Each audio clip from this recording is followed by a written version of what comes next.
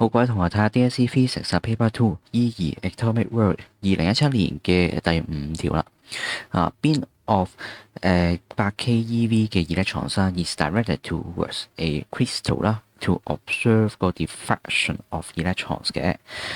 what is the de Broglie wavelength of 一個8 keV 嘅 electron？OK， 好啦，咁佢呢度咧就話佢有啲electrons啊，咁就射過去一個crystal 嗰度啦，去 observe 佢。咁但係其實咧成件事成條問題咧同佢呢件事冇關係嘅，佢只係問下而家有個8 keV 嘅 electrons 有一 beam 有一束嘅8 keV electrons 佢嘅 de Broglie wavelength 咧係幾長嘅。咁咩叫 de Broglie wavelength 咧？咁其實就係當我哋知道啦，原來咧 wave 係有呢個particle 嘅特性。OK， 咁跟住咧就阿 de Broglie咧就提出啦，咁其實咧 particle 都應該可以有 wave 嘅特性，咁所以佢就提出咗個 de Broglie wavelength。咁 de Broglie wavelength 咧其實就係有個式啦，咁就係 h 個 Planck's constant 除翻佢嘅 momentum 啫。OK，咁其實就係要計呢嚿嘢咁跟住嘅問題就係，佢話俾你聽係個electron 嘅 energy 係幾多啦？8 keV， 8 keV 咁其實就係講緊 electron 嘅 ke 嘅因為基本上 electron 就係 direct towards OK 個 crystal， 咁即係佢射出去嘅啦。咁其實佢有嘅 energy 全部都係講緊佢帶住有幾多 ke 啦。OK， 咁所以呢個其實就係佢嘅 ke 啦。咁 ke 係1/2 mv²。OK， 咁所以基本上我哋就係 ke， 我哋揾翻可以揾咩啊？有 mass 㗎啦 ，mass 因為佢係 electron 嚟嘅 ，electron mass 係一個 standard 嘅 constant 啦。咁就咁即係我哋可以計翻佢個 v 啦，計到佢個 v，咁我哋亦都可以揾翻佢 momentum 啦。咁跟住揾到 momentum 之後咧，就可以計翻 de Broglie wavelength 法。成個 path 出現咗啦不過啦，我哋咧就其實可以運用一下ke 同埋 momentum 嘅關係。咁我哋咧就唔使計個speed 啦，唔使計個 v 出嚟，再去計 momentum， 再去計 de Broglie wavelength。我哋可以直接代晒入去，一次要計都得咁點個關係乜嘢咧？咁其實都常用噶啦。咁就係我哋將個mass OK 乘一嚿除一嚿，OK 喺個 ke 嗰度乘多一個 mass 俾佢，咁就變 square 啦，跟住再除翻個 mass 俾佢咁就即係話乘一嚿除一嚿就冇事發生啦。咁就而呢度上邊咧就會變成咩啊？係個 momentum 嘅 square OK， 而最後係仲係 momentum 嘅 square 再除翻嘅係2同埋個 mass OK， 咁所以啦，我哋咧就可以用一用呢個係 momentum 同埋 ke 之間嘅關係啦。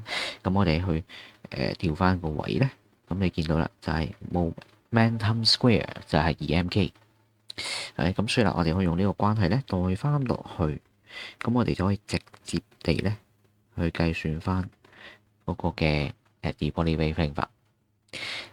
好，咁所以啦，式就列咗，剩低嘅就係代翻晒數字啫咁首先我寫一個分母先，分母好鬼多嚿嘢咁就首先係2啦，乘翻個 mass 啦，mass 呢個係 electron 嘅 mass。OK， 唔使背嘅，查表就會有噶啦。9.11乘以10嘅負31次方啦。跟住就係乘翻個 k 啦，個 k 係個ke，咁係8 keV 不過咧，我哋計算嘅時候咧，就記住要將佢咧轉翻做係 in joule 嘅，即係 SI unit OK，咁所以啦點樣轉啊？都唔難嘅。咁首先個 k 就轉翻做1000啦，咁即係呢個8000啦。8000 eV 咧就係將個 個 electron charge乘翻落去就啱噶啦，咁就會將佢變翻做呢個 joule 噶啦。OK， 咁所以electron charge 係1.60乘以10嘅負19次方啦。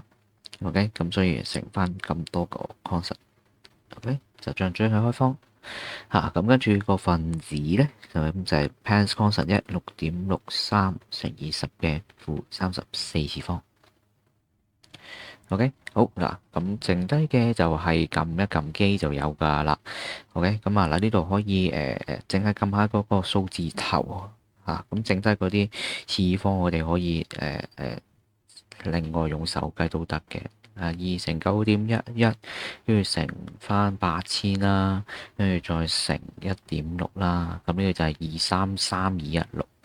OK 233216呢度仲有嘅咩啊？仲有嘅係10嘅負31同10嘅負19，加埋係10嘅負50次嚟嘅，10嘅負50次。OK， 咁10嘅負50次將佢開方，即係10嘅負25次啦。OK，咁所以呢度即係就係我將個23326開方佢。OK，咁呢個就係482.9咁樣嘅嘢咯。482.9乘翻嘅就係10嘅負25次方啦。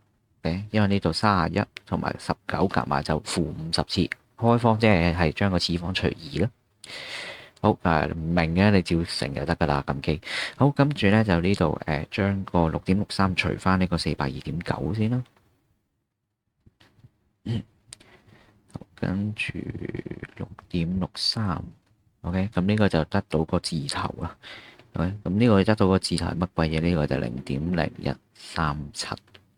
跟住個乜嘢？負34次同埋負25次，我調翻個負25次上去上邊，咁就係負34次加25次啦。34加25即係呢個負11次嚟嘅，係嘛？sorry，負9次嚟嘅。